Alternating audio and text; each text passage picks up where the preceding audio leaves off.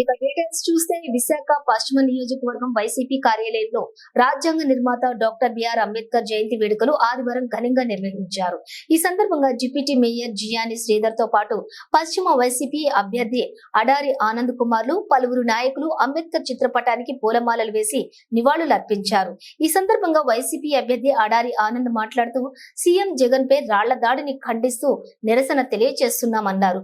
కేవలం ఓర్వలేని తనంతోనే భౌతికంగా లేకుండా చేద్దామనే చంద్రబాబు అండ్ టీం ఇటువంటి చర్యలకు పాల్పడుతున్నారన్నారు. సిద్ధం సభలకు వస్తున్నటువంటి ఆదరణను చూసి ఓర్వలేకనే చీప్ రాజకీయాలు చేస్తున్నారని ఆరోపించారు.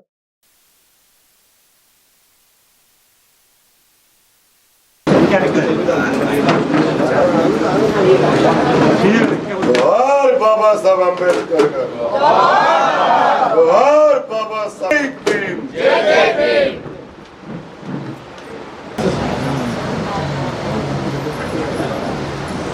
दिनेश अटली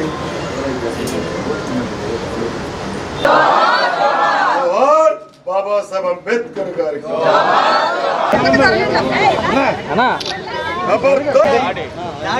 జగన్ సీఎం గారిపై జరిగిన దాడిని ఖండించండి, రక్షించండి.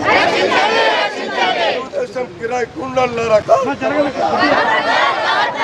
చంద్రబాబు ఖబర్దార్ ఖబర్దార్. చంద్రబాబు దౌర్జన్యం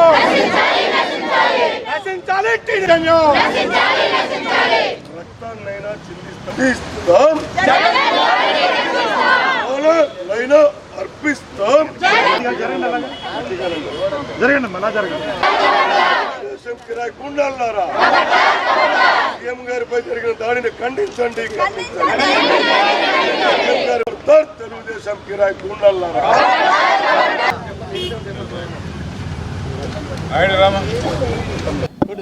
ఈరోజు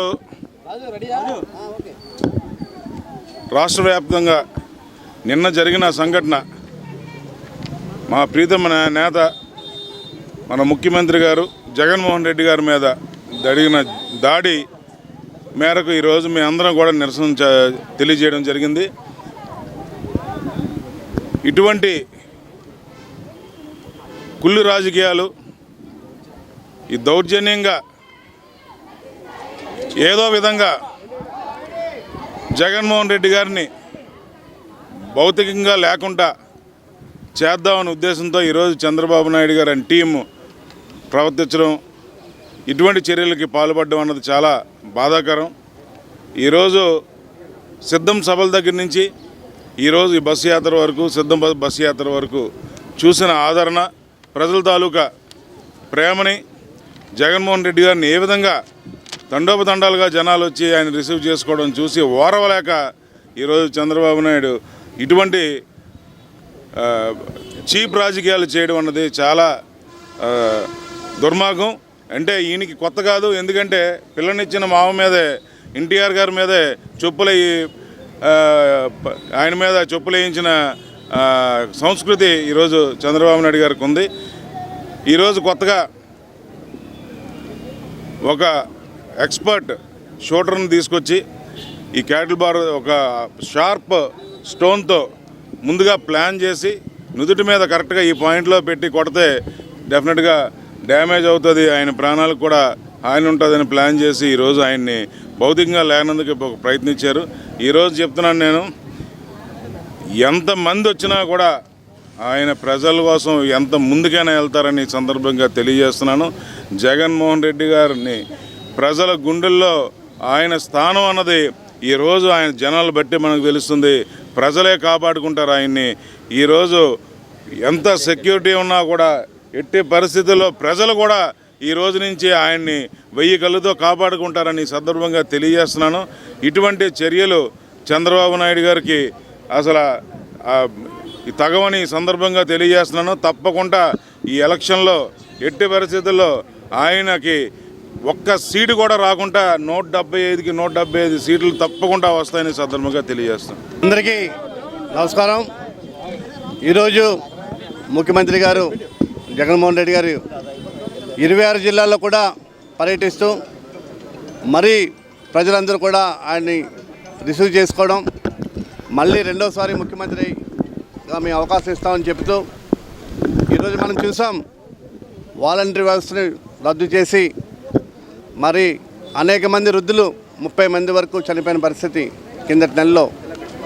మరి ఈరోజు ముఖ్యమంత్రి గారు భారతదేశంలో ఏ రాష్ట్ర ముఖ్యమంత్రి పనిచేయని విధంగా మన ముఖ్యమంత్రి గారు పనిచేస్తూ ఉన్నారు.